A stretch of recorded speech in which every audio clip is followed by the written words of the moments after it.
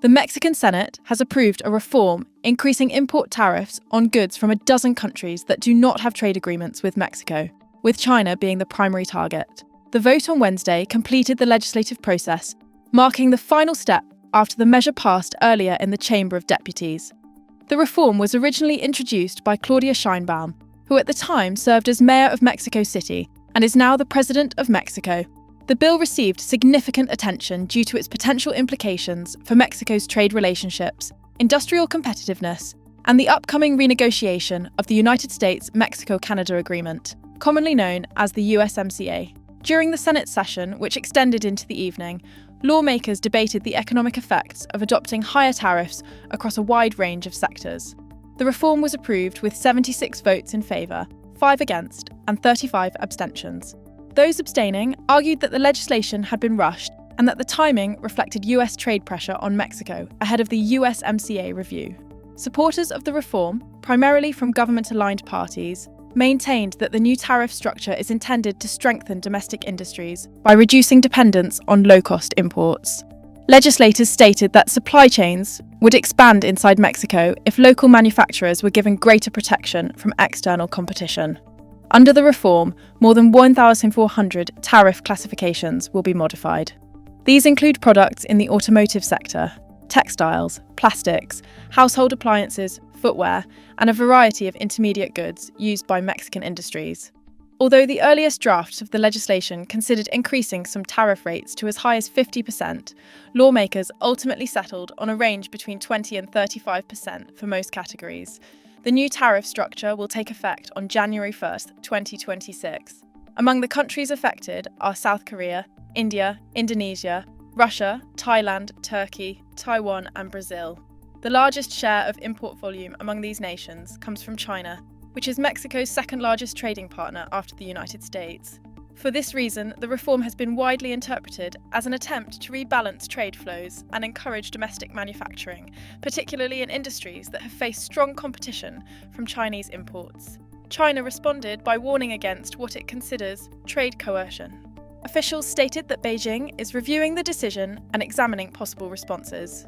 China has not yet provided specific countermeasures, but emphasised that it will defend its commercial interests under international trade rules.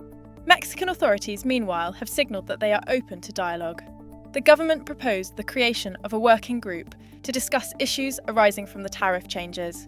Details of this working group, including its composition, timeline, and mandate, have not yet been made public. The reform comes at a sensitive moment in Mexico's trade landscape. The USMCA, which governs commerce between the United States, Mexico, and Canada, is scheduled for a joint review as required under the agreement. Analysts note that Washington has expressed increasing concern over Chinese goods entering the US market through Mexico after undergoing limited transformation. Some US officials have suggested that tariff alignment between Mexico and the United States could reduce what they view as a competitive imbalance. In Mexico, business groups are divided. Some manufacturing associations support the higher tariffs, arguing that domestic industries have struggled to remain competitive against lower-priced Asian imports. Others warn that increasing tariffs could raise production costs and hurt export-focused manufacturers who rely on imported components. Automotive suppliers, for example, continue to highlight their dual exposure. Many rely on imported parts while also serving major assemblers such as Ford, General Motors, and Stellantis. In Guadalajara, workers at an automotive manufacturing plant produce electronic displays for vehicles assembled in North America. Industry representatives say that even small increases in the cost of imported inputs could affect pricing across the supply chain. In Santa Catarina, another group of workers manufactures steel bars for the automotive sector and other industries. Their production relies on raw materials sourced both domestically and internationally. The new tariff schedule will affect the cost of certain imports, depending on the origin and classification of each product. The reform is also expected to impact textiles and apparel, a sector where Mexican producers have repeatedly raised concerns about competition from Asia. Household appliances, plastics, and footwear manufacturers have likewise reported that a tariff increase could help stabilise local production and investment. Critics, however, argue that tariffs alone cannot guarantee industrial growth. They cite the need for parallel reforms in infrastructure, logistics, education, innovation, and energy reliability. Some legislators who abstained during the vote insisted that further economic studies were required before imposing stronger restrictions on imports. Despite the disagreements, the Senate's approval marks a significant shift in Mexico's trade policy. For decades, Mexico has pursued trade liberalization, integrating itself deeply into global supply chains. The new tariff measures represent one of the country's most substantial reversals of that trend in recent years. The legislative session itself provided a visual reminder of the importance of the decision.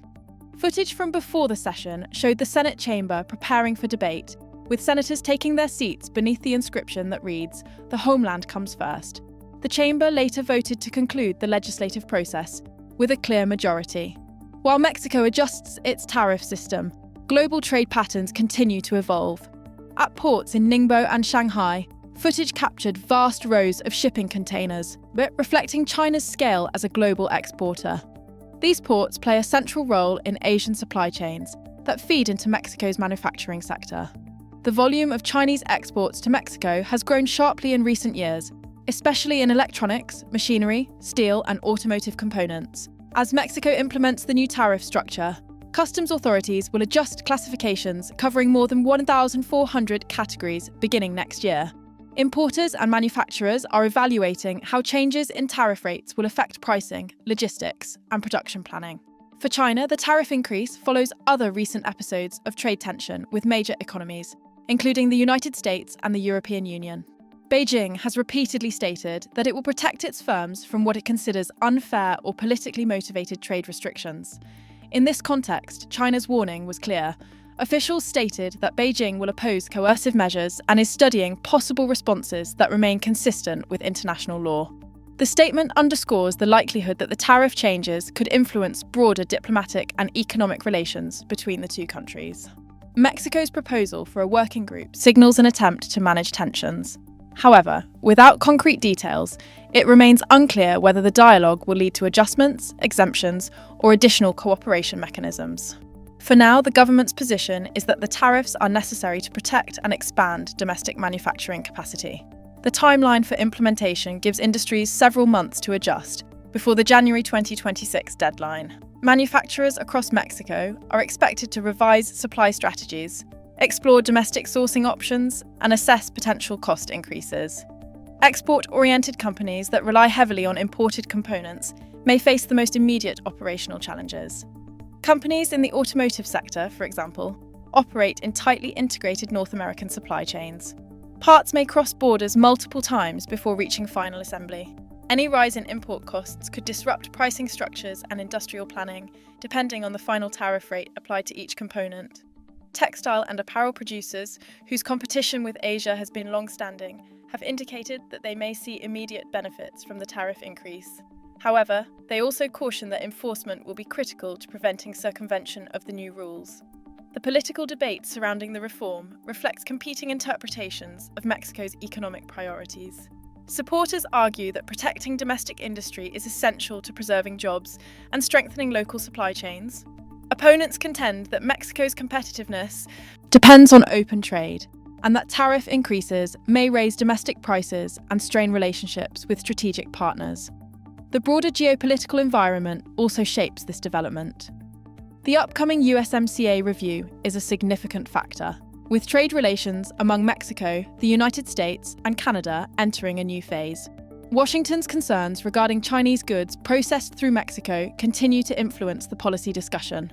Some US officials have urged Mexico to adopt stronger measures to prevent what they describe as indirect entry of Chinese goods into the US market. For Mexico, balancing domestic industrial policy, international trade obligations, and political relationships with both China and the United States remains a complex challenge. In the months leading up to the January 2026 implementation date, further details about the government's working group and administrative procedures may become available. Businesses and foreign governments will be watching closely for signs of adjustment or clarification. As of now, the Mexican Senate's vote marks the official conclusion of the legislative process for this tariff reform. The measure introduces one of the most significant shifts in Mexico's import policy in recent years, affecting more than a dozen countries and altering more than 1,400 tariff classifications across key manufacturing sectors. China's position remains firm, with authorities emphasising their intention to respond to what they describe as coercive trade measures. Mexico has indicated openness to dialogue, but has not provided specifics. The new tariffs are scheduled to take effect on January 2026, establishing a revised framework that will shape Mexico's trade environment as the USMCA review approaches and global supply chains continue to evolve.